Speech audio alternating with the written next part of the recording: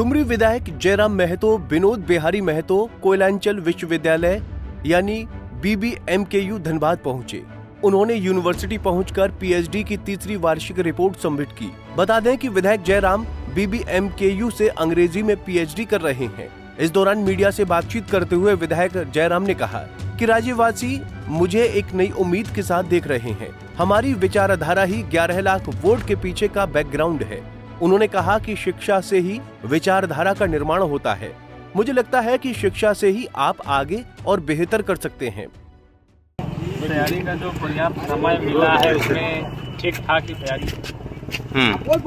तीसरा annual report presentation और submission important है। आज हमारी एजुकेशन के कारण ही राज्यवासी एक नई उम्मीद के तौर पे हमें देख रहे हैं। हमारी आइडियोलॉजी ही हमारे 11 लाख वोट के पीछे का बैकग्राउंड है। तो अब वो आइडियोलॉजी कहीं ना कहीं शिक्षा से ही उत्पन्न होती है और हमें लगता है कि आप शिक्षा को लेकर ही किसी क्षेत्र में आगे बढ़ें तो बहुत बेहतर और सुंदर है। क्योंकि हमको मालूम था कि अगर बलियापुर मेरा एक सिंपैथी वाला क्षेत्र है, अगर वहाँ लोगों को पता चलता कि हम आ रहे हैं तो 2-3 घंटा का लॉस होता और हम नहीं चाहते थे कि अभी एग्ज़ाम पीरियड में लॉस करें। इसलिए हम एग्जैक्ट 11 बजे ही पहुँचे थे और बिना किसी कार्यकर्ता के ही पहुँचे थे।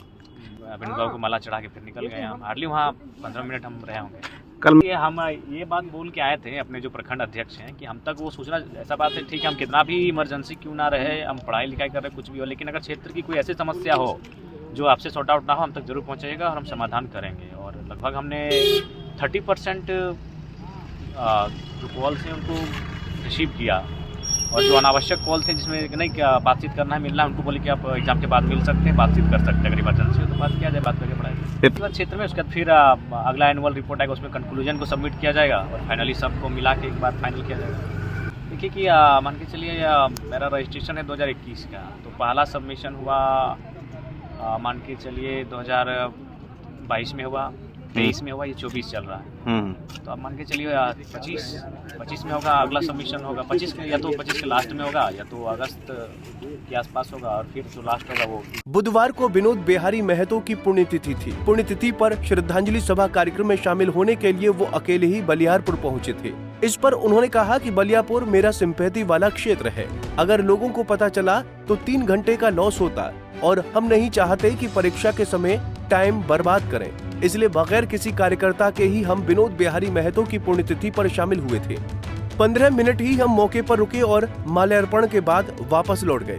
विधायक जयराम महतो ने आगे कहा कि वो पिछले 4 दिनों से पढ़ाई में व्यस्त हैं, लेकिन उन्होंने अपने सेक्रेटरी को बता रखा है कि अगर कोई बड़ी समस्या हो तो उन्हें जरूर बताएं ताकि वो उसका समाधान कर सकें।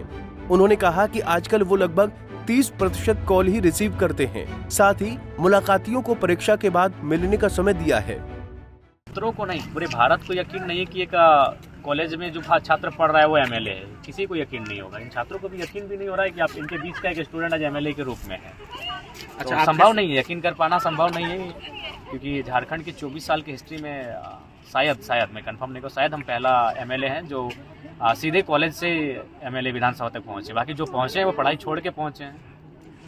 अच्छा, आपके सामने 2 टैग लगेंगे, एक माननीय विधायक और डॉक्टर जयराम महतो, तो कौन सा ज़्यादा बेहतर रहेगा आपके लिए, जो अच्छा लगेगा? देखिए, आप विधायक जो है कि अपने नाम के आगे नहीं लिख सकते हैं। भारत देश में जो नियम है जिसको आप आर्टिकल 18 कहते हैं, शायद 18 कंफर्म, हाँ 18, वहाँ केवल शिक्षा और सैन्य विभाग ये जो अपने नाम के आगे उपाधि लगा सकता है, जैसे डॉक्टर, कर्नल, मेजर, बाकी जो भी पद आपके हैं वो आपके नाम के पीछे लगते हैं।